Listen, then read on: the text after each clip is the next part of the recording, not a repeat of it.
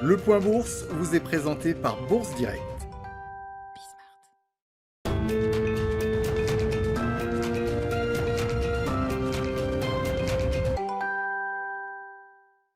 La Bourse de Paris est toujours dans le vert à la mi-journée. L'indice parisien est soutenu par les espoirs en matière de plan de relance malgré la propagation de l'épidémie de coronavirus. Selon les chiffres de l'OMS, plus de 330 000 personnes ont été testées positives à la Covid-19 rien que sur la journée d'hier, dont près de 100 000 cas rien qu'en Europe. Mais ces chiffres alarmants et les mesures de restriction en Europe ne semblent pas inquiéter les investisseurs qui scrutent de près la moindre bonne nouvelle économique. Ainsi, le potentiel revirement de situation de Donald Trump sur le plan de relance aux États-Unis soutient la tendance ce vendredi. Après avoir déclaré mardi que ses représentants ne négocieraient plus le plan de relance global, Donald Trump aurait confié à Steve Mnuchin qu'il était finalement ouvert à un plan de relance global budgétaire. C'est en tout cas la thèse avancée par Nancy Pelosi qui s'entretient chaque jour ou presque avec le secrétaire d'État au Trésor. Celle-ci a d'ailleurs déclaré, alors que les négociations portent justement sur ce sujet, qu'elle ne souhaitait pas d'un simple plan de relance pour le secteur aérien, mais qu'elle souhaitait des garanties pour pouvoir aller plus loin et aboutir à un plan plus complet pour relancer l'économie américaine.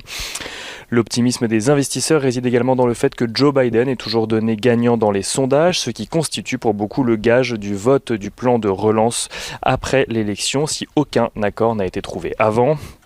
Côté statistique, le PMI des services s'est accéléré pour le mois de septembre en Chine. Il ressort à 54,8 points contre 54 au mois d'août et signe ainsi sa 5e hausse mensuelle consécutive.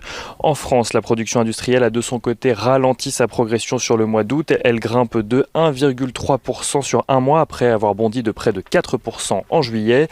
On note que la production manufacturière sur le mois d'août gagne elle 1%, là où elle en gagnait 4,5% en juillet.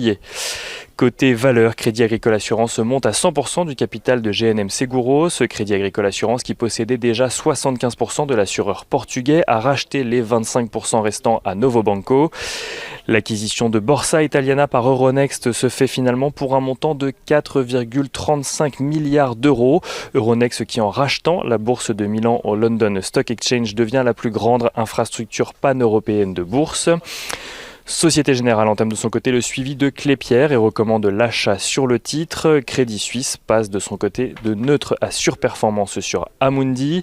On regarde ce qui se passe du côté de l'euro-dollar qui se rapproche des 1,18$ pour 1 euro à la mi-journée. L'once d'or, elle, est au-dessus des 1900 $. Quant au pétrole, les cours s'apprécient légèrement alors qu'un mouvement de grève dans le secteur en Norvège risque de conduire à une baisse de 25% de la production du pays.